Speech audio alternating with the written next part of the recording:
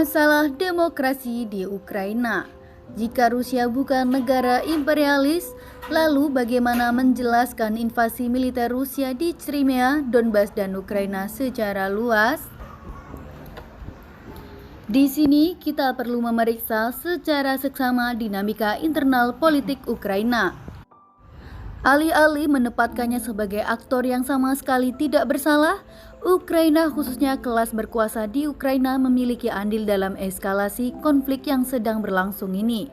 Pasca revolusi Maidan, atau disebut demikian karena terjadi di lapangan Maidan, pada 2014 yang menjatuhkan Presiden Ukraina pro-Rusia Viktor Yanukovych, politik Ukraina terbelah antara kelompok menolak dan pendukung Rusia.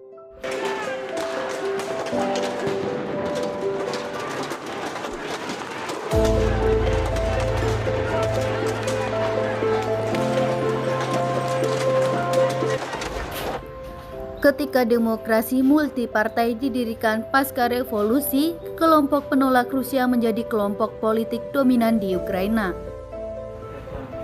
Pada titik inilah demokrasi multipartai Ukraina berjalan beriringan dengan maraknya sentimen anti-Rusia di publik Ukraina.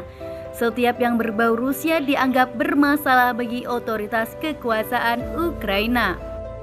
By what's happened, there's only one question: who benefits from this? Today we've learned that the right sector radicals are again following Maidan principles and acting outside Ukrainian law, and they are doing this with the approval of the authorities. Yanukovych himself is under investigation on suspicion of. Masalahnya kemudian layaknya setiap negara bangsa, Ukraina bukanlah entitas yang tunggal. Terdapat 17% dari keseluruhan populasi Ukraina yang mengaku diri sebagai Rusia. Praktik demokrasi yang bersifat anti-Rusia ini jelas mendiskriminasi setiap anggota masyarakat di Ukraina yang dianggap memiliki hubungan dengan Rusia. Politik diskriminasi ini kemudian ditegaskan lagi pada 2014 ketika parlemen Ukraina memproduksi undang-undang yang menjadikan bahasa Ukraina satu-satunya bahasa di sekolah dasar. Undang-undang ini secara sengaja menyingkirkan bahasa Rusia yang juga merupakan bahasa keseharian di Ukraina. Melalui undang-undang ini, pemerintah Ukraina juga secara sengaja melanggar hak kelompok minoritas Hungaria, Yahudi, dan Tatar yang terbiasa untuk menggunakan bahasa Rusia.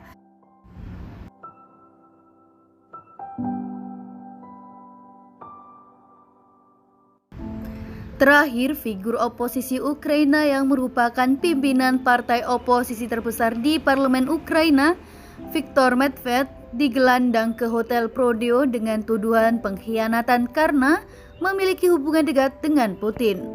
Masalah demokrasi anti-Rusia ini juga memberikan ruang yang lapang bagi maraknya pertumbuhan gerakan fasis di Ukraina. Dengan anggapan bahwa Rusia merupakan kelanjutan dari Uni Soviet, kelas berkuasa Ukraina membiarkan keberadaan kelompok fasis yang mempropagandakan anti-komunisme, antisemitisme, dan ultranasionalisme. Kelompok-kelompok ini dibiarkan begitu saja menyerang komunitas LGBTQ Romani atau yang secara peyoratif sering disebut kaum Gypsy, dan tentu saja kelompok kiri sosialis. Sebanyak 39 anggota serikat buruh dibakar hidup-hidup oleh kelompok fasis dalam suatu kasus pembunuhan di Odessa. Belum lagi, dominasi kelompok fasis ini memaksa Partai Komunis Ukraina untuk beroperasi di bawah tanah.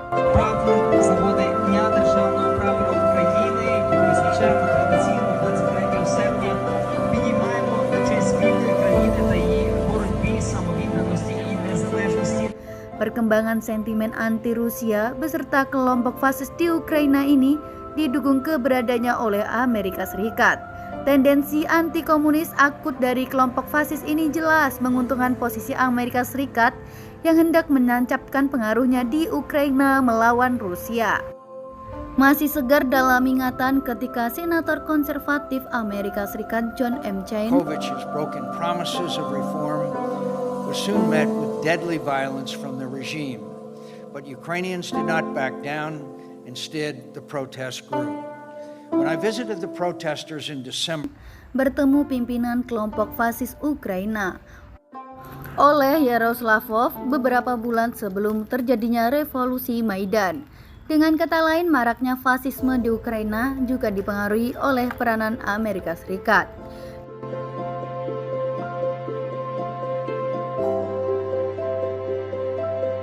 Dalam situasi inilah invasi Rusia di Crimea dan Donbas perlu dilihat. Populasi etnik Rusia di dua wilayah Ukraina tersebut gerah dengan tindakan diskriminatif kelas berkuasa Ukraina. Masuknya militer Rusia di dua wilayah itu sedikit banyak dilakukan melalui dukungan internal masyarakat Rusia Ukraina. Hal ini menjadi masuk akal mengingat di dua wilayah tersebut etnik Rusia merupakan kelompok mayoritas. Kita mungkin bisa tidak setuju dengan invasi Rusia, tapi perlu juga dilihat bahwa invasi ini tidak berlaku satu arah. Sebelum adanya intervensi militer Rusia, populasi Crimea menyelenggarakan referendum yang hasilnya mayoritas mendukung menyatunya Crimea terhadap Rusia. Hal yang hampir mirip juga berlaku dalam keputusan Rusia untuk mendukung kemerdekaan Donetsk dan Luhansk. Bahkan Donetsk telah mendeklarasikan kemerdekaan semenjak April 2014 melalui keputusan referendum lokal. Namun deklarasi tersebut tidak digubris oleh Rusia. Council, and in accordance with the Friendship and Mutual Assistance Treaties with the Donetsk People's Republic and the Luhansk People's Republic, ratified by the Russian Parliament on February 22nd, I decided to conduct a special military operation. Sebab pemerintahan Ukraina berjanji untuk memberikan otonomi luas terhadap Donetsk sehingga kedekatan wilayah tersebut dengan Rusia tetap langgeng. Komitmen otonomi ini secara formal disepakati dalam perjanjian Minsk II pada September 2014. Masalahnya hingga 2022 pemerintah Ukraina tidak memenuhi komitmennya berdasarkan perjanjian Minsk II. Bahkan pada 2019 parlemen Ukraina melakukan amandemen konstitusi sehingga mencantumkan keanggotaan Ukraina dalam NATO. Tentu saja referendum yang berlaku di Crimea dan Donbas tidak murni aspirasi populer masyarakat di sana. Ada peranan elit lokal khususnya mereka yang dekat dengan Rusia yang memungkinkan mobilisasi berbuah referendum itu. Tidak heran jika mayoritas negara anggota PBB tidak mengakui referendum tersebut. Namun menolak referendum bukan berarti menampik fakta bahwa ada dinamika politik internal Ukraina yang bermasalah, yakni kecenderungannya yang dekat dengan kepentingan imperialisme Amerika Serikat. Dalam terang perkembangan politik inilah, kita perlu memahami keputusan Kremlin yang melihat Ukraina sebagai ancaman keamanan Rusia, sehingga memberinya legitimasi untuk melakukan invasi militer.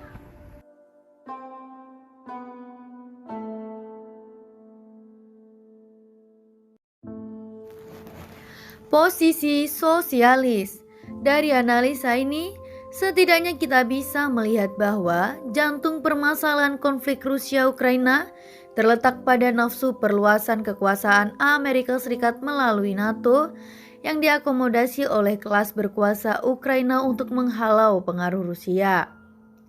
Dengan pemimpin reaksioner seperti Putin, kita dapat memahami bahwa invasi militer menjadi pilihan logis bagi Rusia untuk menghentikan perluasan NATO melalui Ukraina. Namun, pengakuan atas masalah pokok ini tidak dengan sendirinya menjadi invasi militer itu sah. Masalahnya, selayaknya judi, langkah agresif ini belum tentu akan membuahkan hasil sebagaimana yang diharapkan Rusia. Bahkan invasi militer ini justru berpotensi untuk memperbesar sentimen anti-Rusia sampai ke level internasional. Традиційна довжина прапора дорівнює кількості років незалежності, тож цього року наш символ ця. Bagi sosialis revolusioner, tentu kita menghendaki situasi perang ini dapat diubah menjadi perang kelas. Kekalahan perang di pihak Rusia berpotensi membuka kesempatan bagi gerakan sosialis di Rusia untuk menguatkan pengaruhnya di masa rakyat. Sayangnya, gerakan sosialis di Rusia sendiri cenderung terbelah. Kekuatan sosialis utama yang juga adalah kekuatan oposisi di parlemen seperti Partai Komunis Federasi Rusia cenderung menerima keputusan invasi Kremlin. Jikapun ada kekuatan sosialis yang melawan keputusan Putin di Rusia, kapasitas mereka terlalu kecil untuk dapat memobilisasi perlawanan.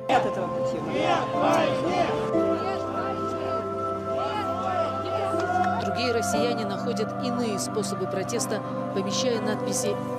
Yang perlu diperhatikan adalah bagaimana mobilisasi spontan publik Rusia sekarang bisa menjadi pemula bagi formasi sosialis yang signifikan dalam menentang politik Putin.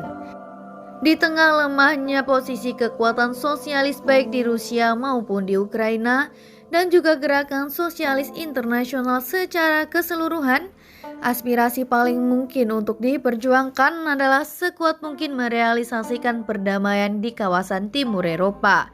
Penurunan kegiatan militer harus direalisasikan segera.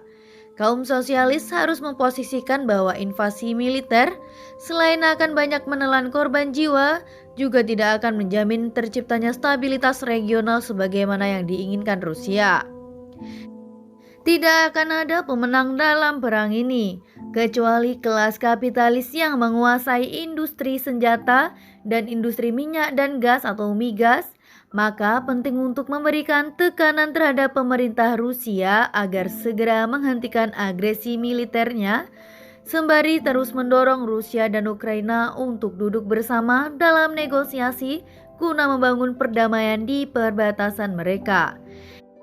Di sisi lain, kita juga harus mempropagandakan kampanye anti-imperialisme dengan menolak kehadiran Amerika Serikat melalui NATO di wilayah Ukraina dan mendesak netralitas Ukraina terhadap Amerika Serikat dan Rusia. Agresi militer Rusia hanya akan memperbesar aspirasi di publik internasional mengenai perlunya NATO mengintervensi situasi di Ukraina. Selain itu, bagi kepentingan kelas berkuasa Ukraina, politik mereka yang diskriminatif hanya akan semakin populer di mata publik yang bisa berakibat pada kian menyempitnya ruang pengorganisasian kelompok sosialis di Ukraina. Singkatnya, kaum sosialis sekarang memiliki dua agenda anti perang: menolak perluasan pengaruh imperialisme Amerika Serikat NATO di Eropa Timur dan menuntut penghentian agresi militer Rusia segera. Tapi kita juga tidak bisa memungkiri bahwa cita-cita perdamaian harus siap perang.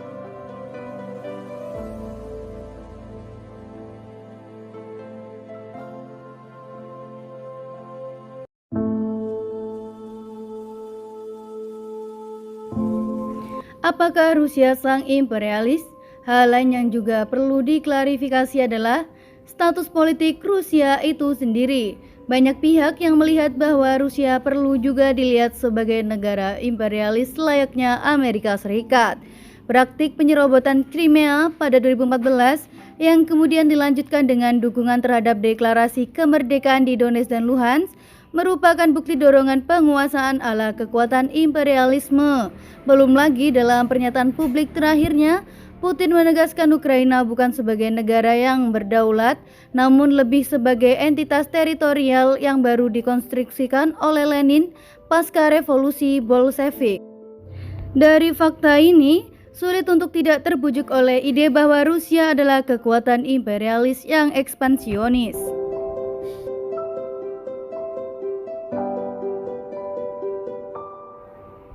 Tentu mengatakan Rusia bukan negara imperialis tidak serta-merta menjadikannya inspirasi pembangunan sosialisme. Putin bukanlah sosialis apalagi komunis. Dia lebih sering muncul sebagai politisi nasionalis, reaksioner yang sensitif terhadap segala hal yang dianggapnya ancaman.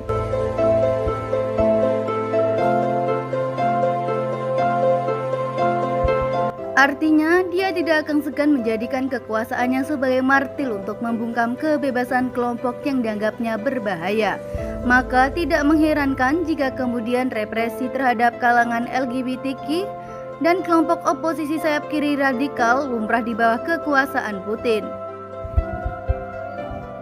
Namun, masalah pemerintahan Putin yang memiliki kendali penuh ini tidak lantas membenarkan pandangan bahwa ada kesetaraan posisi antara Rusia dengan imperialisme Amerika Serikat. Amerika Serikat tetaplah kekuatan imperialis satu-satunya dalam konteks konflik Rusia-Ukraina.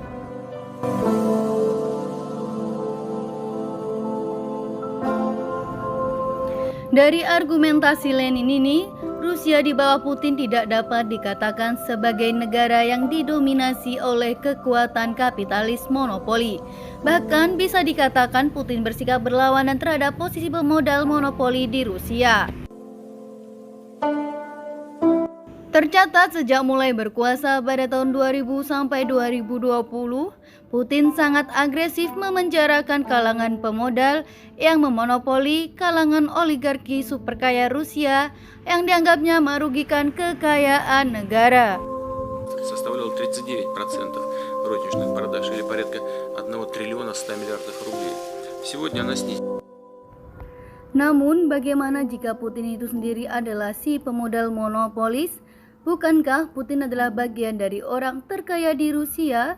Benar, memang ia adalah bagian dari kelas kaya Rusia. Namun, pilihan politik Putin tidak selalu membawa aspirasi kelas kaya Rusia.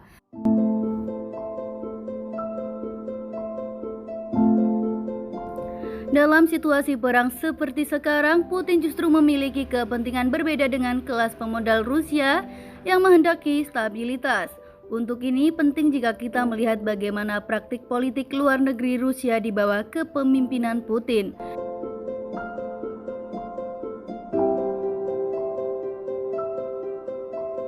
Alih-alih berperilaku identik layaknya negara-negara imperialis seperti Amerika Serikat, Inggris atau Prancis yang memaksakan kepentingan ekonominya melalui politik luar negeri, Rusia cenderung negosiatif dalam memajukan kepentingan ekonominya dalam interaksi internasional. Karakter ini jelas dapat dilihat hal yang baik, khususnya bagi negara-negara kecil dan lemah ekonominya ketika mereka tengah mengupayakan perlawanan terhadap imperialisme.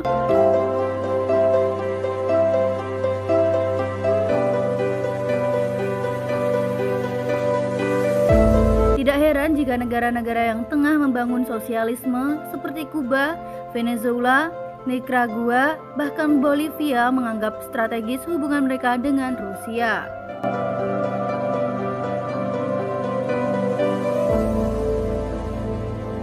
Namun, di sini kita perlu lebih spesifik dalam mendefinisikan imperialisme. Kita perlu merujuk kembali pada argumen Lenin tentang imperialisme sebagai tahapan tertinggi kapitalisme. Argumentasi Lenin tentang imperialisme seringkali diarahkan pada preposisinya tentang 5 karakter khusus imperialisme. Namun, argumentasi Lenin bisa digunakan untuk menjelaskan bagaimana relasi kelas dapat berimplikasi pada praktik imperialis suatu negara. Secara implisit, menurut Lenin, imperialisme adalah suatu kondisi di mana kekuatan kapitalis suatu negara sudah menjadi monopolistis dan menjadi kekuatan dominan di negara tersebut. Negara dapat dikatakan imperialis ketika dominasi kapitalis monopoli tersebut diterjemahkan dalam praktik kekuasaan negara di mana negara didorong untuk berekspansi atas dasar motif akumulasi kapital.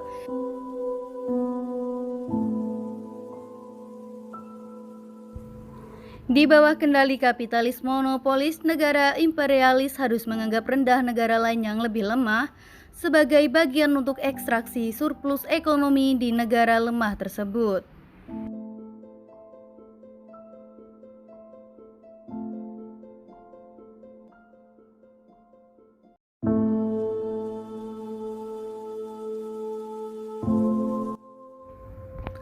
Rusia telah melakukan invasi militer terhadap Ukraina. Invasi yang berakar dari konflik Rusia-Ukraina yang dimulai sejak Februari 2014 itu telah menciptakan efek domino ketegangan kekuatan politik dunia.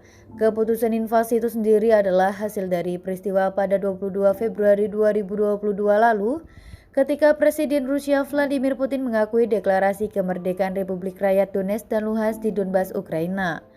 Deklarasi dukungan ini kemudian segera diikuti dengan rencana mobilisasi kekuatan militer Rusia di wilayah Ukraina tersebut sebagai upaya perlindungan atas deklarasi kemerdekaan Donetsk dan Luhansk.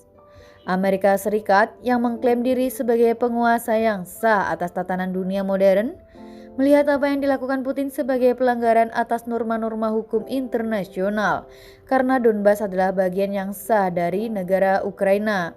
Segera setelah deklarasi itu, Presiden Amerika Serikat Joe Biden menyatakan akan segera mengeluarkan sanksi ekonomi dan politik kepada Rusia.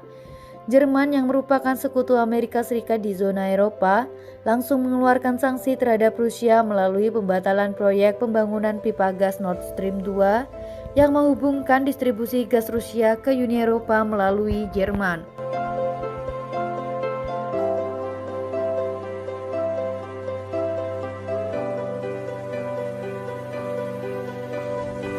Situasi konflik Rusia-Ukraina yang terus memanas tentu perlu dicermati. Di Indonesia sendiri mulai banyak media massa yang memberitakan dinamika konflik Rusia-Ukraina. Namun selayaknya kebiasaan media massa arus utama, pemberitaan yang disajikan seringkali bersifat deskriptif. Penjelasan mengenai konflik hanya menyentuh fenomena permukaan yang tampak tanpa mengabaikan kegunaan dari praktik pemberitaan seperti ini.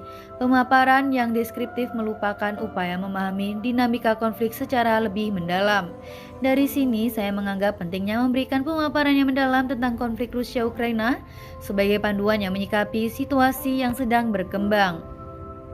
Provokasi imperialisme Amerika Serikat melalui NATO. Salah satu masalah yang penting diabaikan dalam penjelasan deskriptif media massa Indonesia adalah mengenai peranan The North Atlantic Treaty Organization atau NATO dalam konflik ini. Walau berkali-kali pihak Rusia menyatakan bahwa mereka khawatir dengan praktik ekspansi NATO, tidak ada penjelasan yang cukup mengapa Rusia perlu khawatir dengan NATO. Yang perlu diperhatikan secara historis, NATO adalah aliansi pertahanan lintas Atlantik yang dibentuk di bawah pimpinan Amerika Serikat untuk menghadang pengaruh geopolitik Uni Soviet yang mendirikan Pakta Warsawa.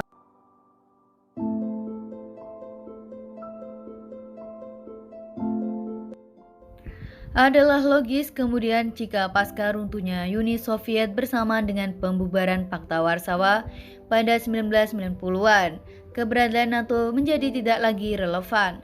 Namun kenyataannya NATO tetap bertahan untuk mendapatkan dukungan pimpinan Soviet agar transisi perubahan rezim menuju demokrasi liberal menjadi mulus. Menteri Luar Negeri Amerika Serikat kala itu, James Baker, bahkan berjanji terhadap pimpinan Soviet Mikhail Gorbachev pada 9 Februari 1990 untuk tidak seinci pun menggerakkan NATO ke arah timur atau Eropa Timur. Masalahnya, kemudian janji tinggallah janji. Setelah Uni Soviet runtuh berkeping-keping dan Rusia berdiri sebagai salah satu negara baru, Amerika Serikat tetap mengupayakan perluasan NATO di wilayah timur Eropa. Di bawah kepemimpinan Presiden Bill Clinton, Amerika Serikat berlaku agresif untuk mempertahankan pengaruhnya di Eropa Timur. Puncaknya adalah pengeboman NATO terhadap bekas negara Yugoslavia pada tahun 1999. Dengan dalih intervensi humanitarian terhadap agresi Serbia terhadap komunitas Albania di Kosovo, NATO melancarkan kampanye brutal ini tanpa mendapat persetujuan dari Dewan Keamanan PBB. Agenda ekspansionis NATO ke wilayah Eropa Timur dan Eropa secara keseluruhan bukan sesuatu yang asing bagi kepentingan Amerika Serikat dalam visi figur anti-komunis. Keturunan Polandia yang juga sempat menjadi penasihat keamanan Presiden Jimmy Carter, Zbigniew Brzezinski, ekspansi ke timur Eropa menjadi keharusan untuk mempertahankan imperialisme Amerika Serikat di abad 21. Dalam bukunya The Grand Chessboard 1997, Brzezinski melihat negara sekutu yang mendukung dominasi Amerika sebagai sebatas wilayah bawahan, tributaris, wilayah yang harus membayar upeti, protektorat, koloni. Ia juga menganggap aliansi dengan Uni Eropa sangat penting bagi Amerika Serikat karena dapat digunakan sebagai jembatan perluasan pengaruh Amerika Serikat di kawasan Eropa Asia. Brzezinski 1997, halaman 74. Dominasi Amerika Serikat di Eropa melalui NATO juga memiliki dampak ekonomi. Dengan kemitraan antara Amerika Serikat dan Uni Eropa, pendisiplinan pasar dapat dilakukan dalam relasi kapitalisme global. Agenda ekonomi di luar kapitalisme neoliberal menjadi agenda ekonomi yang mustahil dalam kerangka Uni Eropa. Masih segar dalam ingatan kita ketika Uni Eropa secara sistematis menghancurkan inisiatif pemerintahan kiri Syriza di Yunani yang hendak meluncurkan program ekonomi anti pengetatan ala neoliberal pada tahun 2015. Menteri Keuangan Yunani pada saat itu, Yanis Varoufakis, menyatakan betapa otoriternya kekuasaan moneter Uni Eropa ketika itu. Mengutip pernyataan Menteri Keuangan Jerman, Wolfgang Schäuble, walau Syriza memenangkan pemilu, Syriza tidak memiliki hak untuk mengubah kebijakan ekonominya karena keanggotaan Yunani di Uni Eropa. Varoufakis 2017 halaman 236. Hal inilah yang membuat Rusia memiliki kekhawatiran yang valid atas perluasan pengaruh Amerika Serikat di Eropa Timur. Perluasan pengaruh Amerika Serikat melalui NATO berpotensi untuk menundukkan wilayah-wilayah terdekatnya secara geopolitik dan ekonomi. Ancaman ini nyata bagi Rusia. Terhitung sejak 1999 sampai dengan 2020 sudah ada 14 negara yang sebelumnya adalah bagian dari Pakta Warsawa yang kemudian menjadi anggota NATO.